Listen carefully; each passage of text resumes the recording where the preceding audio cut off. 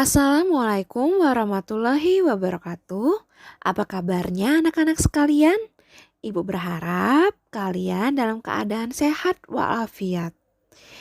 Jadi pada hari ini kalian akan belajar dengan Bu Mia mengenai tema 4, subtema 2, pembelajaran 4, 5, dan 6. Persiapkan alat tulis kalian ya, dan jangan lupa berdoa terlebih dahulu sebelum kita mulai pelajaran.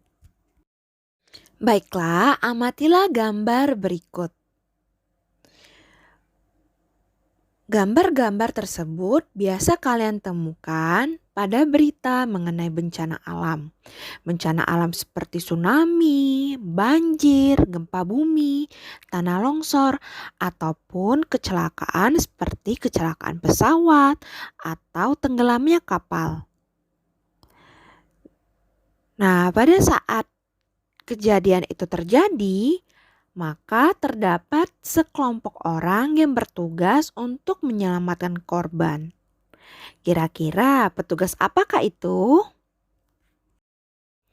Petugas yang menyelamatkan para korban bencana alam ataupun kecelakaan yang kalian lihat pada gambar sebelumnya adalah petugas dari tim SAR.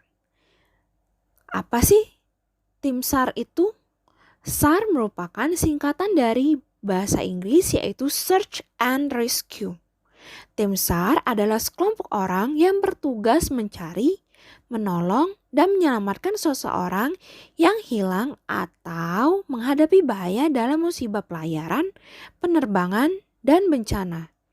Tim SAR termasuk jenis pekerjaan yang menghasilkan jasa. Anggota tim SAR memerlukan keikhlasan dan ketegaran dalam melaksanakan tugasnya. Anggota tim SAR memerlukan keahlian khusus, yaitu keahlian dalam teknik penyelamatan dan kemampuan bertahan di berbagai situasi. Contohnya misalnya kalau ada pesawat jatuh di daerah pegunungan, maka mereka harus mengetahui bagaimana cara bertahan hidup di daerah pegunungan. Nah, pekerjaan tim SAR ini mengandung nilai-nilai kemanusiaan yang sesuai dengan sila kedua pada Pancasila. Tim SAR di Indonesia dinamakan Basarnas. Basarnas ini adalah singkatan dari Badan Nasional Pencarian dan Pertolongan. Biasanya petugas Basarnas menggunakan pakaian berwarna oranye.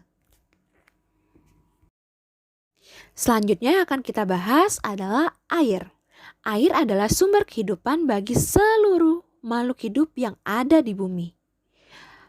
Dengan air, tumbuhan bisa melakukan proses fotosintesis.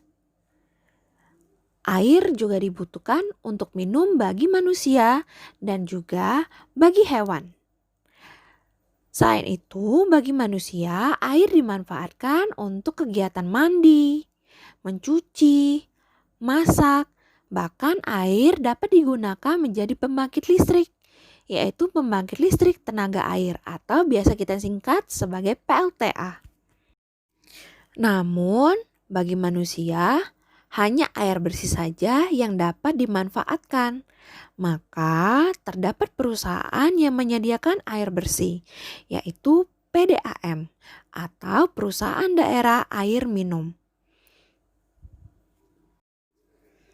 Baiklah, selanjutnya kita akan membahas mengenai PDAM. PDAM merupakan singkatan dari Perusahaan Daerah Air Minum. Nah, PDAM ini merupakan perusahaan yang menyediakan air. Pekerja PDAM memiliki tugas untuk mengelola air menjadi air bersih yang dapat digunakan manusia, serta menyalurkan air bersih tersebut ke rumah-rumah. Petugas PDAM termasuk pekerjaan yang menghasilkan barang berupa air bersih. Baiklah, selanjutnya yang kita akan bahas adalah mengenai proses pengelolaan air. Air yang biasa kita konsumsi biasanya berasal dari sungai ataupun danau. Air dari sungai ataupun danau kemudian dialiri ke bangunan penyedap. Setelah air ditampung di bangunan penyedap, air-air tersebut dialiri ke bak penenang. Di bak penenang ini air dipisahkan dari kotoran berupa pasir ataupun kayu-kayuan. Setelah itu, air dialiri dari pipa penguras menuju saringan pasir awal. Pada saringan pasir awal ini, air juga disaring. Nah, kotoran-kotoran tersebut akan tersaring ke bagian bawah karena adanya gaya gravitasi. Air yang sudah mengalami saringan pasir awal kemudian dialiri ke bak penenang kembali. Kemudian dari bak penenang, air tersebut dialiri lagi ke saringan pasir utama yang terdiri dari lapisan kerikil dan lapisan pasir. Nah, kotoran-kotoran tersisa dengan gaya gravitasi akan turun ke bawah. Maka tersaringlah air bersih. Kemudian air bersih ini ditampung untuk dapat dialiri ke rumah-rumah konsumen. Berikut adalah pekerjaan yang memanfaatkan air.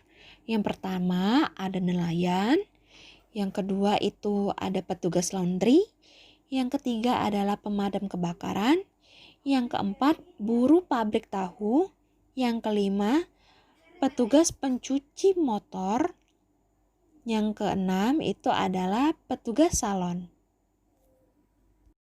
Selanjutnya akan kita bahas adalah adiwiyata. Ada yang tahu adiwiyata itu apa? Adiwiyata adalah penghargaan yang diberikan kepada sekolah-sekolah yang melaksanakan program pelestarian lingkungan hidup. Nah, adiwiyata ini diberikan oleh Kementerian Lingkungan Hidup. Apa aja sih program pelestarian lingkungan? Program pelestarian lingkungan meliputi dari penghijauan, kedua daur ulang sampah, yang ketiga memasukkan materi lingkungan pada muatan lokal yang diajarkan pada siswa di sekolahnya. Nah, lingkungan sekolah akan bersih jika seluruh warga sekolahnya ikut bekerja sama. Karena kebersihan dari sekolah merupakan tanggung jawab dari seluruh warga sekolah. Baiklah, sekian materi pada hari ini. Ibu berharap kalian tetap rajin belajar di rumah dan mengumpulkan tugas dengan tepat waktu. Tidak lupa juga, setiap menonton video dibuat ringkasannya. Karena sewaktu-waktu ringkasannya nanti Bu Guru suruh kumpul. Baiklah, Ibu juga berharap agar kalian tetap menjaga kesehatannya. Baiklah, Bu Guru tutup dengan mengucapkan wassalamualaikum warahmatullahi wabarakatuh.